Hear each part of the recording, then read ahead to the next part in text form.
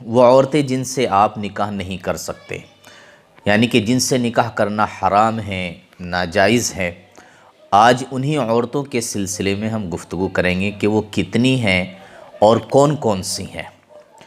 تو سب سے پہلے نمبر پر ماں یعنی والدہ۔ والدہ سے نکاح کرنا جائز نہیں ہے، چاہے حقیقی ہو یا سوتیلی ہو۔ اور اسی طریقے سے نانی اور دادی، ان سے بھی نکاح کرنا جائز نہیں ہے، چاہے حقیقی ہوں چاہے سوتیلی ہوں۔ نمبر 2 بیٹی۔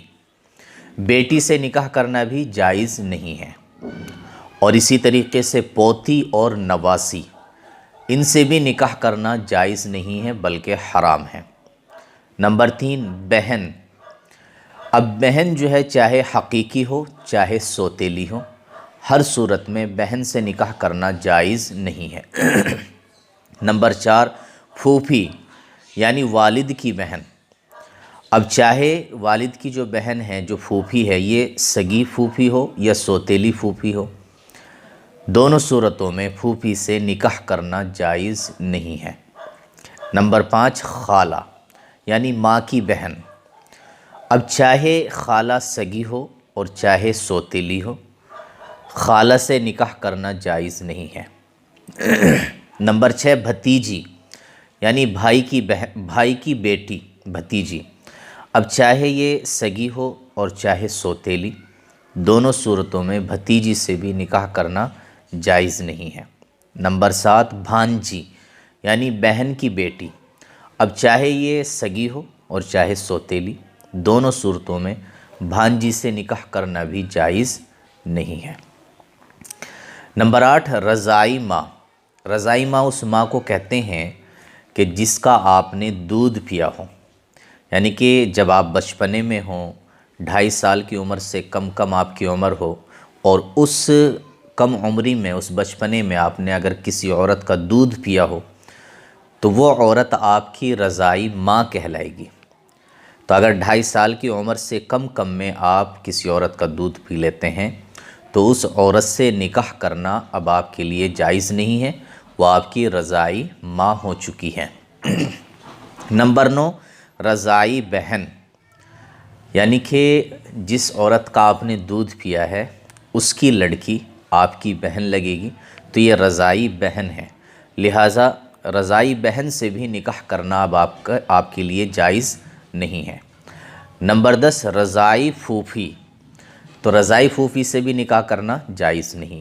نمبر 11 رضاعی خالہ، رضاعی خالہ سے بھی نکاح کرنا جائز نہیں۔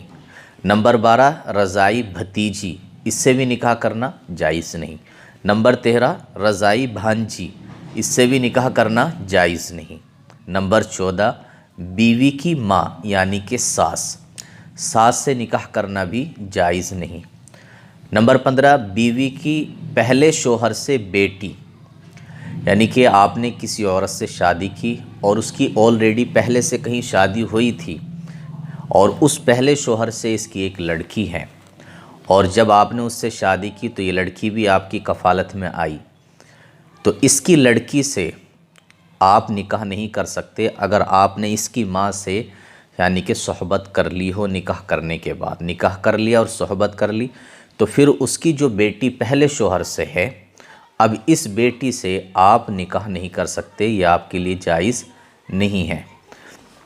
ٹھیک ہے، تو بیوی کی پہلے شوہر سے بیٹی جبکہ بیوی سے دخول کر لیا ہو۔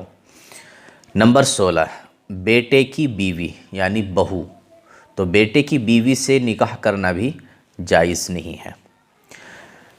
اسی طریقے سے 2 بہنوں کو ایک ساتھ نکاح میں رکھنا بھی جائز نہیں ہے، یعنی کہ آلریڈی آپ نکاح کر چکے ہیں اور آپ یہ چاہتے ہیں کہ جو سالی ہے، جو بیوی کی بہن ہے، اس کو بھی اگر آپ ایک ہی ساتھ نکاح میں رکھنا چاہیں تو نہیں رکھ سکتے، یعنی کہ 2 بہنوں کو اپنے نکاح میں آپ جمع نہیں کر سکتے، یہ جائز نہیں ہے۔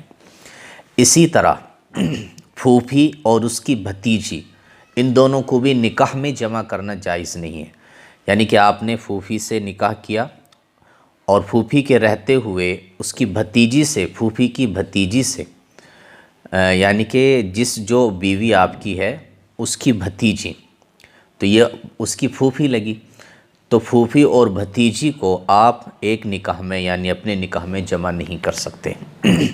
اور اسی طریقے سے خالہ اور اس کی بھانجی، یعنی کہ آپ اپنی بیوی کی بھانجی کو بھی اگر اپنے نکاح میں لینا چاہیں خالہ کے ہوتے ہوئے تو نکاح میں اس کو نہیں لے سکتے۔ خالہ اور بھانجی کو نکاح میں جمع کرنا جائز نہیں ہے۔